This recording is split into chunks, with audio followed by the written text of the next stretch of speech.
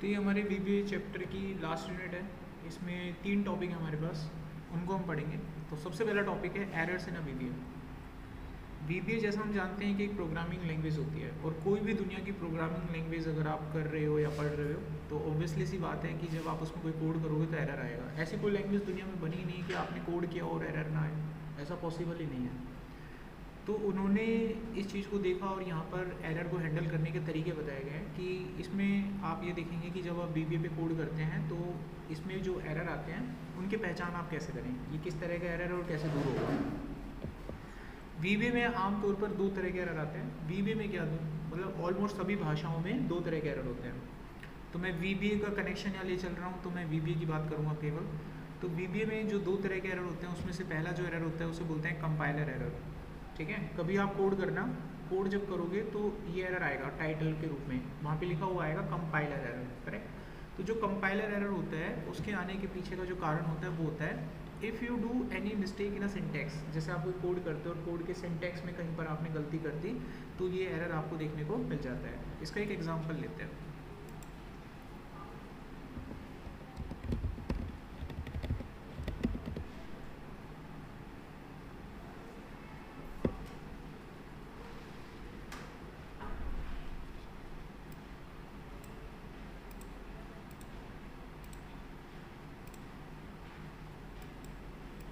देखो इसमें मैं क्या करूँगा, यहाँ पर एक नंबर मेरे पास होगा, मुझे इस नंबर का नेगेटिव पॉजिटिव निकालना है, करेक्ट।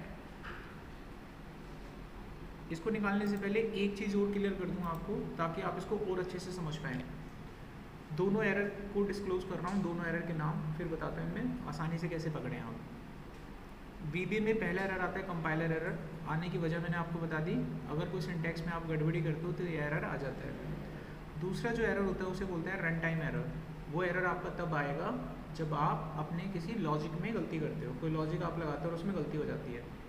अगर ये सिंपली आपको टेक्निकली ये दोनों लाइनें अगर समझ में आ रही हैं तो अच्छी बात है, अगर नहीं आ रही हैं तो प्रैक्टिकल वे पे समझाता हूँ। कंपाइलर एरर तब आता है जब डेवलपर साइड से गलती होती है, यानी हमारी साइड से अगर कोई गलती होगी तो एरर आएगा। क्या बोलते हैं उसे, compiler error. Run time error हमेशा तब आता है जब क्लाइंट साइड से गलती होती है, यानी कस्टमर ने कुछ गलती कर दिया तब एरर आएगा, यानी उस पर कंट्रोल आपका नहीं होता। आपको अगर मैं कोई कोड बनाने के लिए कहूँगा आप कोड को पूरा सही बना दो फिर भी उसमें एरर आता है। आप कोई भी कोड बना दो बीबीए में, कोई भी कोड, बीबीए के दुनिया की किसी भाषा में कोई भी कोड आप बना दो, हर कोड में एरर होता है। क्लाइंट साइड से एरर कभी भी आ सकता है, ठीक है। इसको भी हम प्रूव करके देखेंगे। पहले कंपाइलर एरर देखो। मैं यहाँ पे गया और यहाँ पर जाने के बाद मैंने एक छोटा सा कोड लिखा, मैक्रो 1। पहला नंबर मैंने उठा लिया यहाँ पर एज एन इंटीजर, वैल्यू को हमने यहाँ पे स्टोर भी कर लिया। अब यहाँ पे मैंने लॉजिक लगाया, अगर इसकी वैल्यू 0 से बड़ी है, मैंने तुरंत एंटर मार दिया, यानी रन कर दिया कोड को। जैसे ही मैंने कोड को रन किया इसने मेरे को तुरंत एरर दिया कि नहीं दिया। कौन सा एरर आ रहा है लिखा हुआ, कंपाइलर। क्यों आया, क्योंकि मैंने अभी सिंटैक्स पूरा नहीं लिखा, और सिंटैक्स पूरा नहीं करा। कई बार देखो कोड करते करते आपसे गलती से जब एंटर हो जाता है ना, बिना सिंटैक्स पूरा करके एरर आता है, यही एरर आएगा। जब कभी कंपाइलर एरर आपको दिखे तो सोच लेना कहीं ना कहीं मिस्टेक है आपके कोड में, आपने सिंटैक्स गड़बड़ कर रखा है। अभी हम इसको देखेंगे तो अब हो गया ना पूरा, लेकिन अभी भी रन करने पर कंपाइलर एरर आएगा, आ गया, क्योंकि अभी भी सिंटैक्स पूरा नहीं है। इफ़ को बंद कहाँ करा है हमने, इफ़ तो बंद भी होते हैं, तो इसी को कंपाइलर एरर बोलते हैं। बस कभी भी कंपाइलर एरर आए तो आपको क्या समझना है, अपने नोट्स खोलो और उसमें देखो सिंटैक्स कैसे लगता है, कहीं ना कहीं सिंटैक्स। अब देखो मैंने यहाँ पर अगर ये लगा दिया सेमीकोलन, सेमीकोलन थोड़ी ना लगाते हैं कभी किसी कोडिंग में, है ना। अभी देखना एरर आ गया, सेमीकोलन पे पकड़ा गया। इस तरह के एरर को सिंटैक्स एरर या कंपाइलर बोलते हैं। ये टॉपिक यहाँ कंप्लीट होता है कंपाइलर एरर वाला। कुछ पूछना है किसी को, ये गलती कहाँ से आएगी, हमारी साइड से आएगी, तो हमें अपनी साइड पे इसको दूर करना है। अच्छा, अब एक गलती जो क्लाइंट साइड से होती है उसको समझाते हैं क्या है। देखो ये फोल्डर दिख रहा होगा आपको, दिस इज़ अ फोल्डर, और इस फोल्डर में मैं एक काम करता हूँ,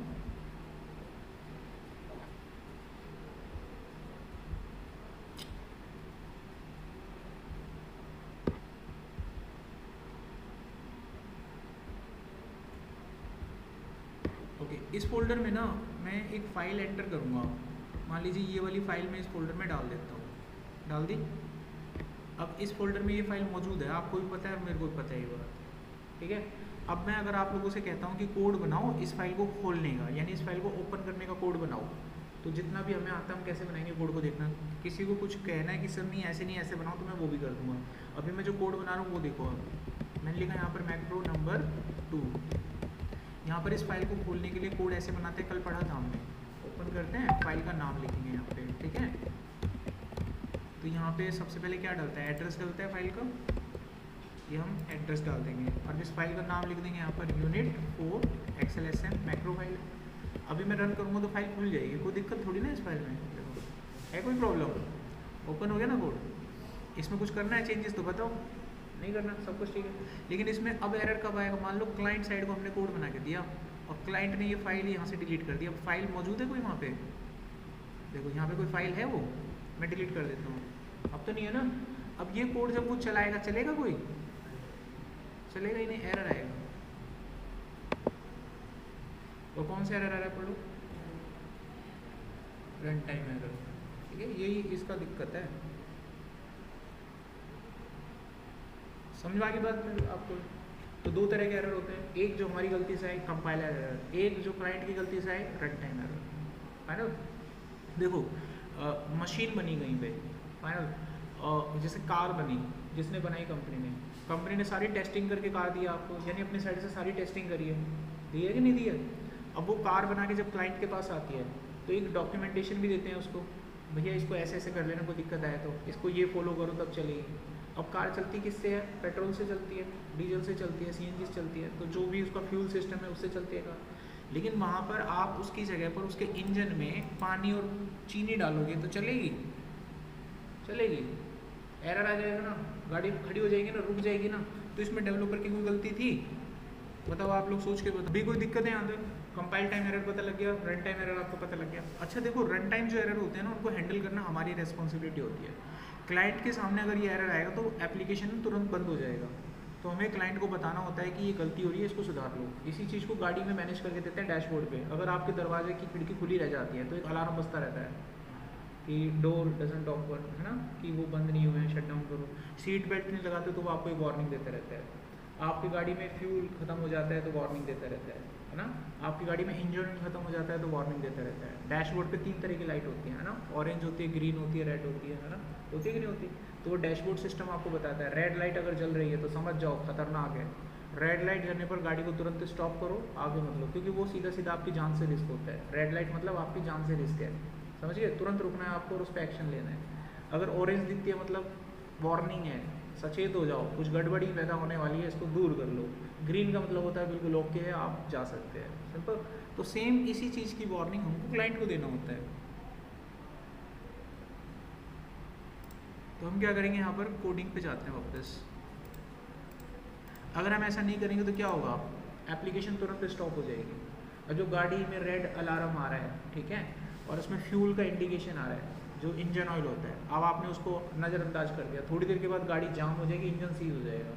अब बैठे रहना, है ना, गाड़ी में इंजन सीज होगा ना तो लग गए पूरे। और जो गाड़ी की जो ताकत होती है ना वो नहीं, जैसे आप लोगों की बॉडी होती है ना, जो कुदरत ने दी है वो बॉडी है, एक बार इस पर चीर फाड़ हो जाता है ना तो वैसे नहीं रहती जैसी रहती है, समझना ही बात। अभी जैसे भगवान ने कुदरती आपकी फिटिंग करके दी है ना, वो कुदरती है, नेचुरल है।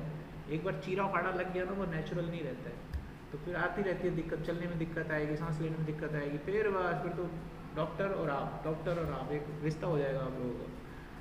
सेम चीज़ यहाँ पर है। तो हमें क्या करना है, इसको कंट्रोल करना होता है, एप्लीकेशन को क्या करना होता है, कंट्रोल करना होता है। तो हम इसको कैसे कंट्रोल करेंगे, हमारे पास एक कोड होता है जिससे हम क्लाइंट को एक मैसेज दे पाएंगे कि ये गलती हो रही है, इसको सुधार लो, और एप्लीकेशन बंद नहीं होगी।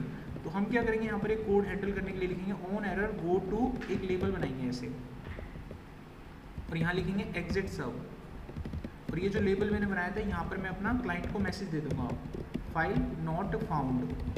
अब ये कोड कैसे काम करेगा, आपके कोड में अगर एरर हुआ तो वो डिटेक्ट हो जाएगा और वो आपको गो थ्रू कर देगा एक्स के पास और मैसेज क्लाइंट को दिख जाएगा। लेकिन आपके कोड में अगर कोई एरर नहीं हुआ तो कोड चल जाएगा और आपकी एप्लीकेशन बंद हो जाएगी, मतलब बाहर निकाल देगा एप्लीकेशन से। सब संभव हो गया। अब मैं इसको चला के दिखाता हूँ, कहाँ गया फोल्डर, ये मैंने फोल्डर लिया हुआ है। अब देखो ध्यान से, इसमें फाइल नहीं है ना, एरर नहीं आएगा, आपके एप्लीकेशन में मैसेज आएगा और तुरंत बंद हो जाएगा। देखो आ गया ना मैसेज, एप्लीकेशन बंद नहीं हुई, चल रही है अच्छी खासी। फॉलो कर लिया। अब आप समझ गए कि इसमें एरर क्या आ रहा है। अब क्लाइंट समझ गया अच्छा इसमें ये एरर है, अब वो इसको दूर कर लेगा। फाइल नहीं मिली ना, वो डाल देगा फाइल इसमें और आ जाएगा कोड। है कोई फाइल इसमें, वो डिलीट ही हो गई होगी। यूनिट 4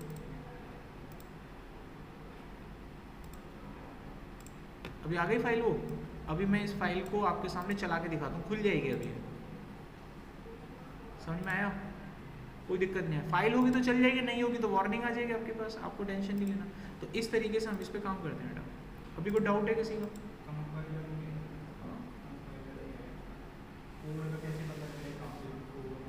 उस लाइन में इंडिकेशन देता है ना, जैसे मान लो मैंने इस कोड में ही गलती कर दी, जब मैं चलाऊंगा ना इसको तो वो उस जगह पर इंडिकेशन देगा। देखो कंपाइलर कोड में आता है, फाइल का क्या इससे रिलेशन है? किसी भी कोड में, जिस भी कोड में लाइन में आप गलती करोगे उस लाइन पे इंडिकेशन देता है वो। आप कोई भी कोड बनाते हैं ना, इससे पहले मैंने कोड बनाया होगा, देखो मैंने ये कोड बनाया इससे पहले। अब इस लाइन में देखना मैंने गलती जहाँ करी है ना वहीं एरर बताएगा। जैसे मैंने इसको हटा देता हूँ, अब मैं चलाऊंगा, देखो अब गलती जहाँ करी मेरे को बताना है ना इंडिकेशन देके। अच्छा मान लो मैं गलती को यहाँ कर रहा हूँ, है ना, और मैं चला रहा हूँ, तो गलती इंडिकेशन बता रहा है कि नहीं बता रहा? ये तो सिंपल है, ये तो तुरंत बताता है आपकी गलती कहाँ हो रही है, आप उसको दूर कर लो फिर आगे बढ़ो। समझ में आ गई बात? तो यहाँ पर एरर का कॉन्सेप्ट खत्म हो जाता है। Now move to the next concept. अच्छा नेक्स्ट कॉन्सेप्ट है हमारे पास, इसमें रन टाइम एरर को हैंडल करने का तरीका है, वो मैंने आपको बता दिया है। ये रहा ऑन एरर गो टू करके, ये मैंने अभी एक्सप्लेन किया। अब आता है डायनेमिक सिलेक्शन। डाटा को डायनेमिकली सिलेक्ट कैसे करते हैं, इसको एग्जांपल को समझिए। मान लो मेरे पास यहाँ पर डाटा है, आपको किसी ने बोला कि इसमें जितने भी डाटा है ना इस वाली रो में सारे सिलेक्ट करने हैं। इसके लिए आप एक शॉर्टकट दबाते हो, कंट्रोल शिफ्ट राइट एरो, ऐसे डाउन एरो की दबाते हो। मैं दबाता VBA में कैसे करते हैं इस काम को, देखो VBA में तो आज तक हम यही जानते हैं कि ऐसे सिलेक्ट करते हो, रेंज A1 से लेके A11, तो वो तो स्पेसिफिक हो गया, वो डाउन एरो की तो नहीं हुआ। लेकिन ऐसे नहीं करना अब इस बार आपको, आप अपने कोड में क्या करेंगे, यहाँ पे आप लिखेंगे रेंज डॉट सिलेक्ट। यहाँ पर पहला रेंज आप बताएंगे A1 को, ठीक है, दूसरा रेंज आप बताएंगे A1 से लेकर एंड तक।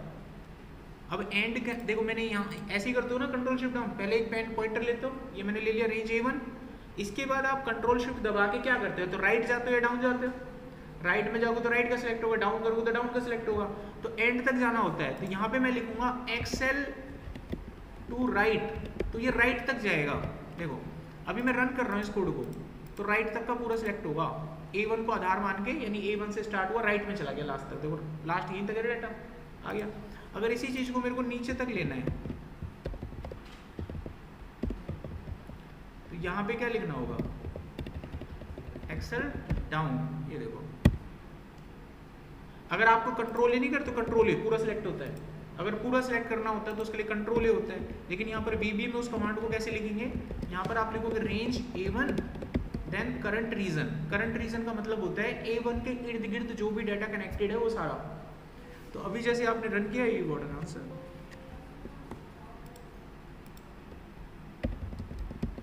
सिलेक्ट, ये आ गया आंसर। समझ में आ गया? कंट्रोल शिफ्ट राइट भी बता दिया, कंट्रोल शिफ्ट डाउन भी हो गया, कंट्रोल ए भी हो गया, क्या हो गया हमारा डायनेमिक सिलेक्शन हो गया, है ना। ये भी कंप्लीट है आपका। अब आखिरी टॉपिक इसके बाद खत्म होगा। अब हम पढ़ने जाएंगे फॉर्म। एक्सेल में फॉर्म कैसे बनाते हैं। आपने देखा होगा कि एक्सेल में आप डायरेक्ट एंट्री करते हो, ये डाटा होता है और आप एंट्री कर देते हैं यहाँ पे ऐसे, लेकिन ये तरीका गलत है। आपको क्या करना है, अगर इसमें एंट्री करनी है तो हम एक फॉर्म बना के क्लाइंट को दे सकते हैं। ये आपने फॉर्म बनाया ऐसे, और फॉर्म के अंदर वो एंट्री करेगा, आप सबमिट करोगे, डाटा चला जाएगा यहाँ पे। तो हम एक्सेल की एंट्री फॉर्म बना के दे सकते हैं। तो चलो देखते हैं। तो यहाँ पर मैंने कुछ इन्फॉर्मेशन दी, जैसे कि नेम हो गया, ईमेल हो गया, जेंडर हो गया, किसी की डेट ऑफ बर्थ हो गई। अब हमें इसके लिए क्या बनाना है, फॉर्म तैयार करना है। तो हम जाएंगे इंसर्ट में और यूज़र फॉर्म लेंगे। फॉर्म आ गया, फॉर्म अपने हिसाब से आप कंट्रोल कर लो। फॉर्म का नाम बदलना है, राइट क्लिक करके प्रॉपर्टी पे जाओ। प्रॉपर्टी पे जाके यहाँ पे कैप्शन होता है, ये रहा, कैप्शन पे जाके मैंने लिख दिया रजिस्ट्रेशन। तो यहाँ पर आप देखेंगे रजिस्ट्रेशन आ गया। अब मेरे को फॉर्म के ऊपर यहाँ पे टाइटल बनाना है, तो मैं ले गया टाइटल बॉक्स, इस लेबल को यहाँ पे रखा। अब इसका टाइटल बदलेंगे, कैप्शन पे जाके यहाँ मैंने लिख दिया एम्प्लॉय रजिस्ट्रेशन फॉर्म। अब इसका फ़ॉन्ट थोड़ा चेंज करते हैं यहाँ पे जाके फ़ॉन्ट पे प्रॉपर्टी है, आप करना वो समझ जाओगे।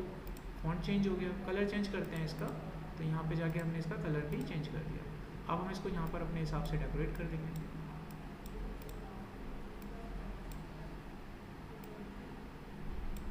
तो हमारा ये बन गया टाइटल। अब मुझे बाकी की इन्फॉर्मेशन बनानी है, फिर से मैंने लेबल लिया। पहला ब्लॉक बनेगा नेम के लिए, तो कैप्शन में जाके यहाँ पर हमने डाला नेम।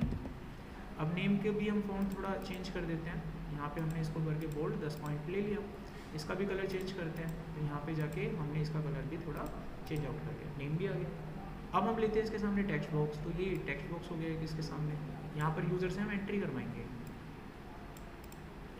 अब कोडिंग में इसका नाम बदल देते हैं, कोडिंग में जब करेंगे तो काम आएगा वैल्यू उठाने के बाद। तो हमने यहाँ इसका नाम रख दिया टेक्स्ट नेम, ये कंप्लीट हो गया। अब ऐसा ही मुझे ईमेल आईडी के लिए बनाना है, तो इसी को मैं कॉपी कर लूँगा और पेस्ट कर दूँगा, दूसरा ब्लॉग भी मेरे पास बनके तैयार हो जाएगा।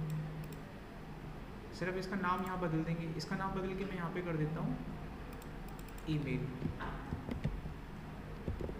और इसका नाम कोडिंग के लिए बदल देते हैं यहाँ पर टेक्स्ट ईमेल। ये कंप्लीट हो गया। अब मुझे जेंडर के लिए लेना है, तो मैंने क्या करा, इसको कॉपी करके पेस्ट करा, जेंडर के लिए ब्लॉक बना दिया एक मैंने यहाँ पे। इसका नाम चेंज करके यहाँ पे करा जेंडर। जेंडर के केस में क्या चाहिए होता है, रेडियो बटन चाहिए होते हैं, तो मैंने यहाँ पर एक रेडियो बटन ये लगा दिया यहाँ पे। इसका नाम बदलते हैं यहाँ पर, इसका मैंने कंट्रोल में नाम दे दिया रेडियो बटन मेल, और यहाँ पर इसके कैप्शन में डाल दिया मेल, और इसको ग्रुप कर दिया मैंने, ग्रुप करके नाम दे दिया जेंडर। अब मैं दूसरा रेडियो बटन बनाऊंगा ना, उसके ग्रुप का नाम भी जेंडर रखूँगा। ऐसा करने से दोनों एक फैमिली के हो जाएंगे, और एक फैमिली में से एक समय पर एक ही रेडियो बटन सेलेक्ट होता है। ये कंप्लीट हो गया। अब मेरे को सेम ऐसा ही बनाना है, मैंने कॉपी करके पेस्ट करा, एक और आ गया। इसका नाम चेंज करके मैंने यहाँ पे कर दिया फीमेल, ऊपर इसका नाम यहाँ बदल दिया हमने रेडियो बटन फीमेल, और यहाँ पर इसके ग्रुप का नाम यही रखा। अब ये बन गया इतना का। अब बनाना हमें क्या, डेट ऑफ बर्थ के लिए, इसी को कॉपी करके पेस्ट कर लिया। अब डेट ऑफ बर्थ के लिए कार्रवाई स्टार्ट कर देनी है आपको, ठीक है,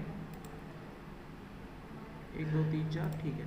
अभी हम यहाँ पर डेट ऑफ बर्थ में क्या कर सकते हैं, सोचते हैं।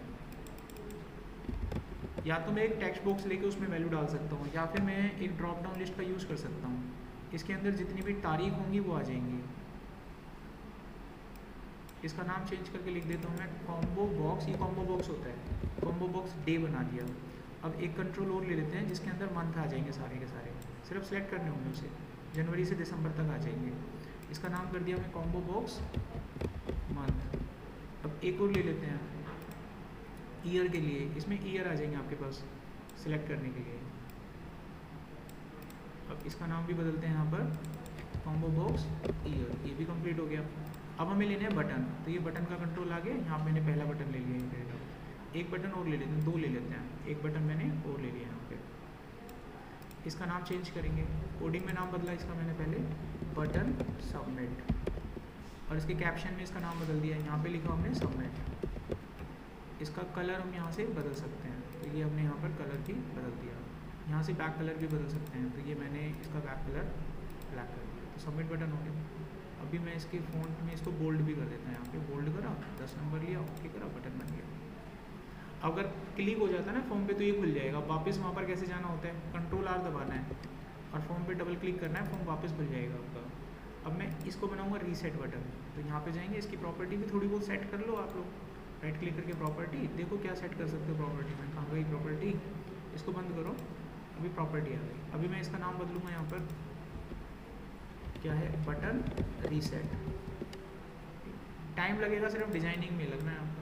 यहाँ पर जाकर कैप्शन में जाकर आप दबा दीजिए रीसेट, ठीक है। इसमें मैं कोई कलर वलर नहीं डाल रहा हूँ, तो ये बन गया हमारा फॉर्म, और इसको मैंने करना है खत्म। रन कैसे करना है, यहाँ पे क्लिक करो रनिंग पे, फॉर्म रन हो गया।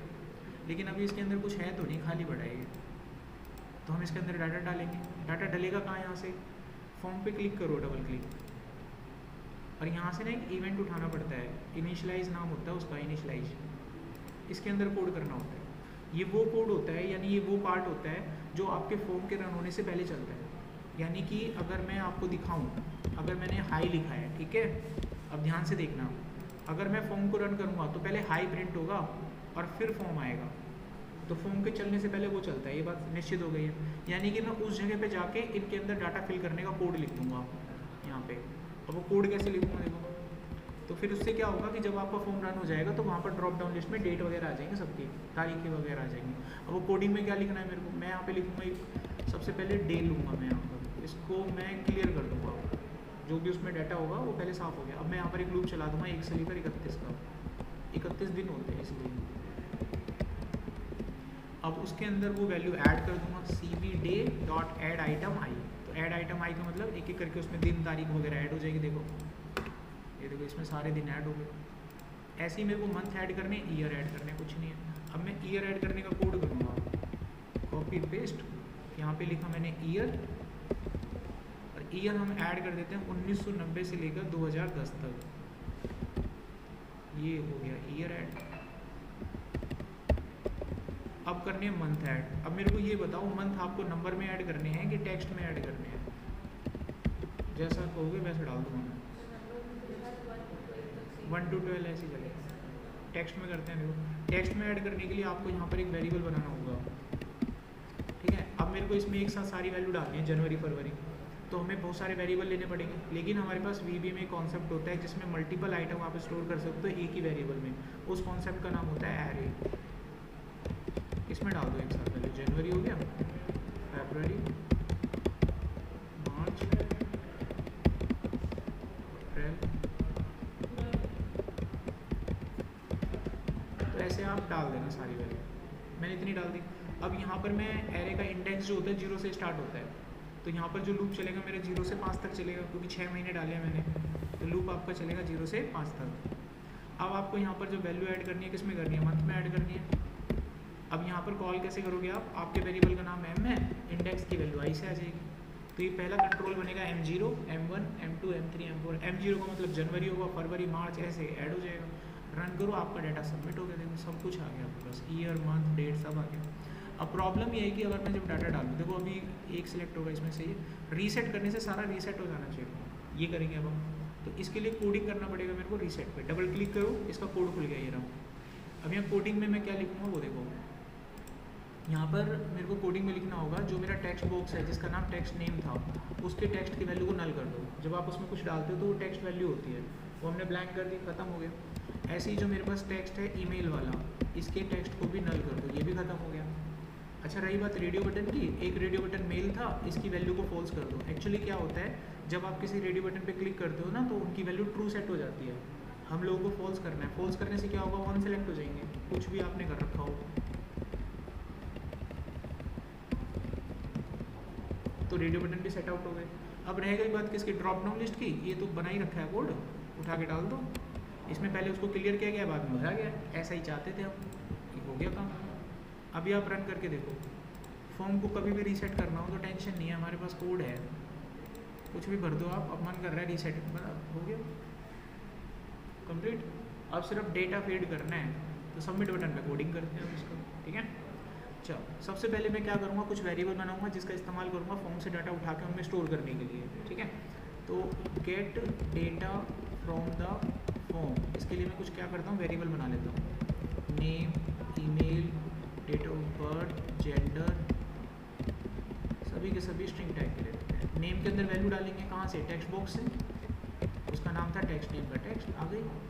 ईमेल में वैल्यू डालेंगे यहाँ पर,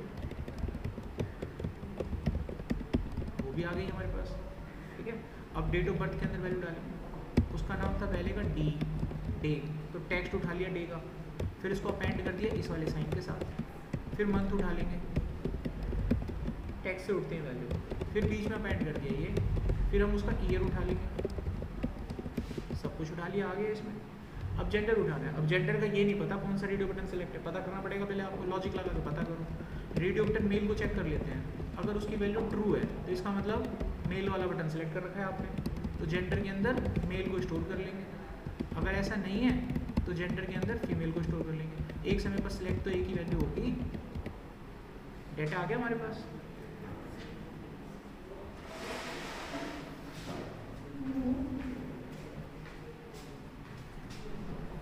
अब डेटा आने के बाद क्या करना है, जब डेटा आपके पास आ जाएगा तो हम एक मैसेज देंगे क्लाइंट को कि भाई डेटा सक्सेसफुली उठा लिया गया है।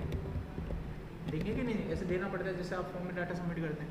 तो यहाँ पर मैंने एक मैसेज बॉक्स में डाटा डाल दिया कि डेटा फैच सक्सेसफुली, तो वो दिखेगा बच्चे को, हाँ भाई ठीक है डाटा तो सक्सेसफुली उठा लिया गया है।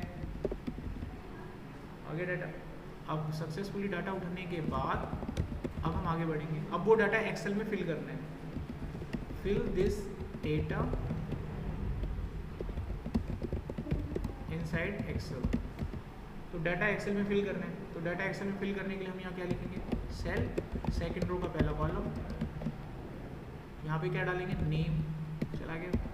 ऐसे ही सेकंड रो का सेकंड कॉलम, उसमें ईमेल चला जाएगा।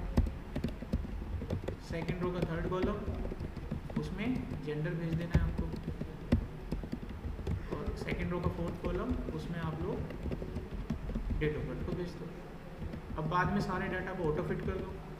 तो रेंज कहाँ से कहाँ तक बैठेगी, ए से लेकर डी तक। इसके अंदर जितने भी कॉलम्स हैं क्या करना है, उनको ऑटो फिट करना है। सब मामला सेट, अब चला लो। अच्छा, इसके बाद फॉर्म को रीसेट भी कर देंगे तो अच्छा रहेगा। फॉर्म को रीसेट करने का कोड, रीसेट करने वाला जो कोड था पूरा वही डालना है, कुछ ज़्यादा नहीं करना। ये रीसेट का कोड, अब देखो इस वाले कोड को पढ़ोगे तो समझ में आएगा, क्योंकि मैंने कमेंट करके वो लिख रखा है ऊपर कैसे कैसे। तो कमेंट करने का फ़ायदा भी देखा आपने, ऐसे इसलिए फ़ायदा होता है। अभी आपके सामने फॉर्म बन चुका है, हम एंट्री करके दिखाते हैं। फॉर्म है आपके पास, अब मैं इसमें एक एंट्री करता हूँ, umesh@gmail.com मेल, यहाँ को डेट ऑफ बर्थ वगैरह डाल देते हैं। अब जब मैं एंट्री करूँगा तो डेटा चला जाएगा, समझ गए। अभी कोई डाउट है इसमें? ऐसे सर वो जैसे कि इसमें मतलब ग्रुप लगा ये वाला इवेंट डालो या दूसरा डालो, इतना थोड़ी ना कर लो, कैसे उठाओगे मेल? कौन सी मेल? जिसका भी लगाना है आप इफ एल्स में डाल के लगा लो उस चीज़ को। इफ एल्स में मैच करा लो, भाई ये मेल आईडी होगी तो चलेगा, नहीं तो नहीं चलेगा। प्रोग्राम से बाहर निकाल दो एग्जिट सब करके, समझ रहे हो बात। इफ एल्स क्यों सिखाया था? इफ एल्स वही तो था, फिल्टर करके लगाना। किसी चीज़ को मैच करना है, इफ एल्स में लगा के मैच कर लो आप। तो ये हो गया आपका डेटा और ये कंप्लीट।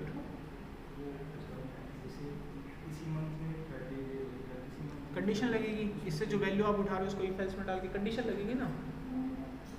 मंथ की वैल्यू उठाई आपने, इफ एल्स में चेक कर लोगे, इसकी जो टेक्स्ट वैल्यू अगर वो इक्वल टू फैब आती है, इक्वल टू फैब आती है, तो उसमें डे कितने फिल करोगे इसके अंदर, डेट लगा दो फॉर्मूले में जाके वहाँ पे। अरे सच में अगर दूसरा महीना होता तो 30 दिन, तो 12 महीना होता है, 12 महीने के लिए आपको कोड लिखना पड़ेगा।